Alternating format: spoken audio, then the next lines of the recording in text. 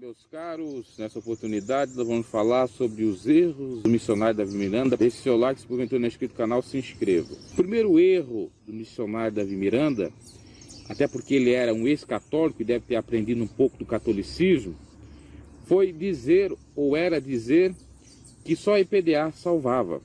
Só na IPDA tinha Deus, que Deus só estava na IPDA. Isso é um erro crasso. Um erro que não tem fundamento bíblico, porque Deus não veio chamar denominações ou placas de igrejas, mas sim veio chamar um povo zeloso, especial de boas obras, e que está em todas as denominações, se tiverem justos ali, até fora de denominações.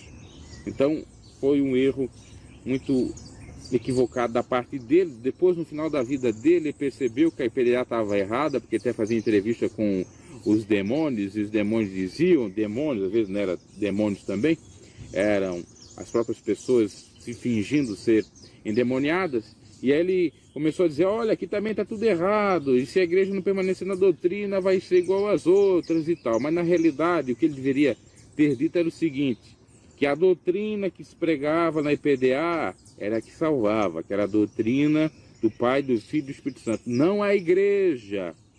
Era só a IPDA que tinha a mesma doutrina? Não era. Desde o início da fundação da IPDA, até mesmo ele disse que quando ele fundou a IPDA, tinha 8 denominações que tinham a mesma doutrina. E quando a IPDA estava já com seus 40, 50 anos, também tinha. E depois que ele partiu, muitos saíram da IPDA e criaram igrejas parecidas à IPDA ou até mais rígidas na questão de uso e costumes. Por exemplo, nós temos a igreja de João Limange. Então, é balela que só a IPDA salva. Até hoje tem irmãos cegos que são idólatras ao missionário, que não tem senso crítico, que acharam que aquilo que ele falou é a verdade profunda e crê que só na IPDA vão ser salvos. Se sair da IPDA estão perdidos.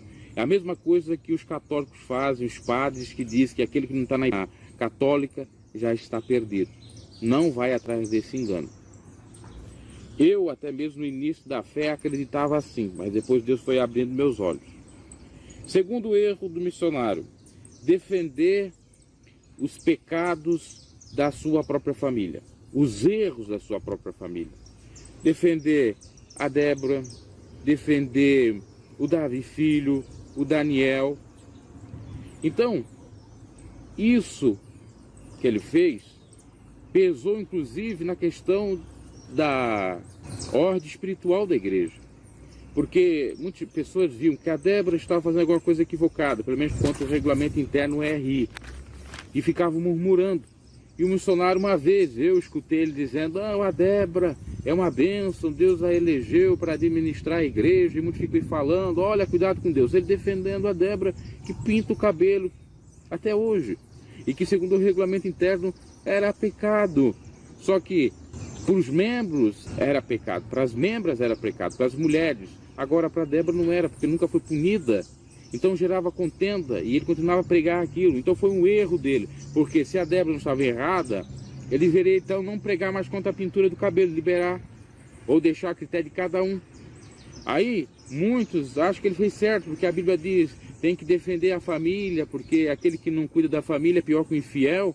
Mas não é nesse sentido de cuidar da família, de ser pior que o infiel. Deus tem que vir em primeiro lugar, depois a família. Não podemos defender a família quando está errada. E outra, a Bíblia diz que pai não salva filho, filho não salva pai. Então não adianta estar escondendo uma coisa aqui e acolá. Então para analisar nesse sentido. E ainda cabe acrescentar que esse pecadinho da Débora é pecadinho, é pequeno. Esse pecado da Débora é pequeno. O pior foi o Davi filho, que já não podia nem ser mais presbítero, que já tinha caído algumas vezes e voltou para a IPDA pegar. Até que culminou após a partida do missionário, no ano de 2016, que teve aquele maior escândalo, ele foi expulso da IPDA. Então, mais um erro do missionário foi esse, defender a família e não a doutrina do Senhor. É só analisar. Terceiro erro, confundir usos e costumes, doutrina de usos e costumes com a doutrina bíblica. Querer dizer, por exemplo, que não fazer a barba, que deixar a barba um pouco crescida era pecado. Deixar, às vezes, uma costeleta um pouquinho aqui assim, um cabelo um pouquinho mais compridozinho, não passando da orelha, era pecado. ou até passando um pouquinho da orelha é pecado. Isso não está na Bíblia. Isso é norma simplesmente da igreja e não uma doutrina bíblica de Cristo. Até porque há evidência que o próprio Cristo usava barba. Então esse foi um erro, dentre outras coisas que ele fez nessa questão de confundir usos e costumes com doutrina. Não estou sendo aqui extremista, não quero ser nem para um lado nem para o outro. Porque tem muitas coisas que são usos e costumes que são boas e que se equivalem à doutrina bíblica. E outras que são apenas fardos, eu posso dizer assim, fardos de homens. São julgos, doutrinas de homens. Quarto erro dele, em alguns pontos ele era autoritário. Tinha que valer a regra dele. Uma vez eu estava no culto da sede mundial, era início de ano, não sei se era no início do ano de 2009 ou do ano, acho que era do ano de 2009. Foi até no dia que o José Borges faleceu, na virada de ano ele faleceu.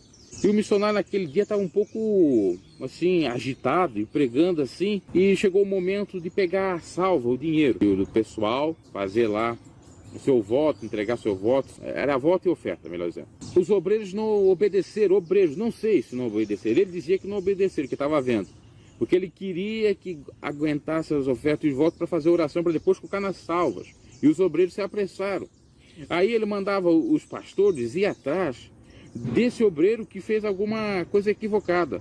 Aí veio o Antônio Ribeiro atrás do meu primo, aquele que eu falei que foi para Cabo Verde, dizendo que era ele, que não, ou que era outro. E o missionário começou a xingar o pessoal do interior, dizendo, esse pessoal do interior aí não respeita, não sei o que, não sei o que.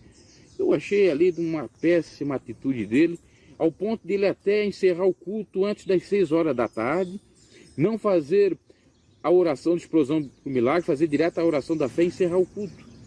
Talvez ele estava tão estressado, porque ele também fez a reunião no dia seguinte e pregou, e ele se extrapolou um pouco ali. Então, veja, eu achei um ato autoritário dele, sem falar de outras questões. Então, em alguns pontos e em algumas situações, ele era um erro dele. E o quinto erro, com relação a dízimo, a cobrar dízimo, a dizer que quem não dá o dízimo vai para o inferno.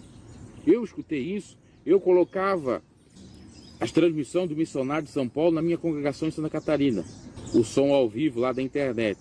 E eu estava numa campanha, colocando o som ao vivo, a campanha da Vinda de Jesus, num sábado, eu não me esqueço desse dia, e ele de pregar sobre a vida de Jesus, começou a pregar Malaquias 3:10, e começou a dizer, os irmãos estão em pecado, tem que devolver o seu dinheiro para a casa do Senhor, porque senão vão para o inferno, porque são ladrão de Deus, e aquela balela toda. E isso não é verdade. Ele não tinha muito pedigree, vamos dizer, teológico, e ele achava que era aquilo.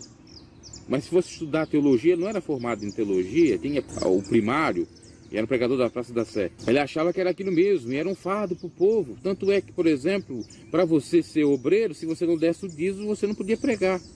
Para você, até membro, se comprovasse que você não estava dando o dízimo, você até era tirado da Santa Ceia. Então tudo fardo do homem, isso não procedia. E aí que veio os escândalos. Depois de saírem aqueles 100 milhões de reais lá do inventário, muitos disseram, é os dízimos gordos, ele exigia. E ele pregava isso mesmo, e isso chegou a dar escândalo. Claro que eu sei que os 100 milhões tinha a ver com coisas da própria igreja, prédios, dormitórios para os pastores, enfim, era usado na obra. Eu não estou questionando isso, eu estou dizendo com relação ao dízimo, que muitos faziam a ponte com esses 100 milhões.